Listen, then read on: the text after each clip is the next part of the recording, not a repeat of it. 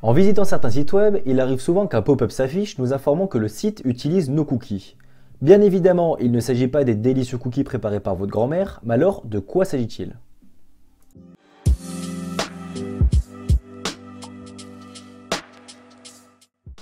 Un cookie est un fichier texte de petite taille qui est stocké sur le terminal de l'utilisateur, que ce soit ordinateur, tablette ou encore smartphone.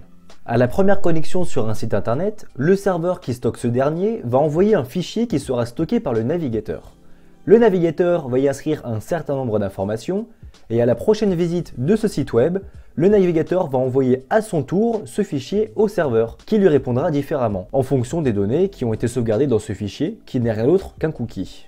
Initialement, ces cookies étaient utilisés pour améliorer certaines fonctionnalités d'un site web en stockant des informations relatives à l'utilisateur. Ils permettent par exemple d'éviter d'avoir à se reconnecter à chaque visite du même site, comme sur Facebook, ou encore de sauvegarder le panier sur un site de e-commerce, même si l'on ferme le navigateur, comme sur Amazon. Seulement, d'autres types de cookies qui, eux, menacent la vie privée de l'utilisateur sont arrivés. Les cookies tierce partie. Je m'explique.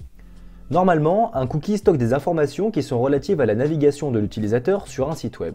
Et ce cookie sera envoyé uniquement au serveur qui stocke ce site web et personne d'autre.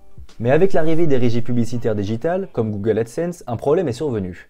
En effet, pour afficher une pub fournie par Google, il vous faut insérer un composant externe qui lui appartient dans votre page web.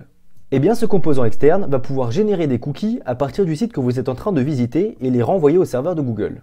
C'est-à-dire que grâce à cet encadré publicitaire, Google va pouvoir connaître les sites que vous visitez, à quelle fréquence, le temps que vous y passez et encore beaucoup d'autres informations.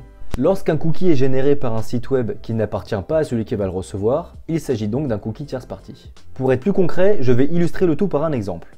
Prenons le cas d'un utilisateur qui se rend sur le site d'un graphiste mikeillustration.fr. Ce graphiste, pour se faire un peu d'argent, décide d'insérer les encadrés publicitaires fournis par Google. Eh bien Google pourra soutirer des informations comme le temps que vous passez sur le site et combien de fois vous avez cliqué sur la page et renvoie tout cela sous forme de cookies à ses propres serveurs. Ces cookies sont des cookies tierce partie. Le véritable problème est que très souvent, il n'y a pas d'autre choix que d'accepter l'utilisation de nos cookies sous peine de ne pas pouvoir utiliser le site web. C'est donc grâce à ces précieux cookies que Google va pouvoir recueillir un maximum d'informations dans le but de pratiquer du ciblage marketing.